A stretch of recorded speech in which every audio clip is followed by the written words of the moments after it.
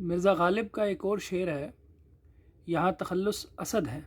غم ہستی کا اسد کس سے ہو جز مرگ علاج، شمع ہر رنگ میں جلتی ہے سحر ہونے تک۔ انسانی زندگی رنج و الم، زحمت و اذیت اور درد و غم کی ایک مسلسل داستان ہے۔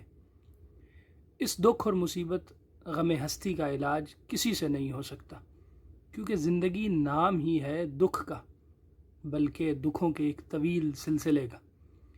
یہ سلسلہ تو صرف موت سے ختم ہو سکتا ہے۔ دیکھ لو، شمع کی زندگی جلنے کے تسلسل کا نام ہے، اس لیے کہ وہ سحر ہونے تک یعنی تا دم وفات بہر صورت جلتی رہتی ہے۔ ہر رنگ کا ٹکڑا، یعنی یہ جو شعر میں ہر رنگ آیا ہے، ہر رنگ کا ٹکڑا بہت دلکش اور معنی خیز ہے۔ مطلب یہ ہے کہ جس طرح شمع خواہ محفل خوباں یعنی عورتوں کی محفل میں ہو یا گورے غریباں یا قبرستان پر، ہر حالت میں جلتی رہتی ہے، اور جب تک ختم نہیں ہو جاتی اس کے جلنے میں کمی نہیں ہوتی۔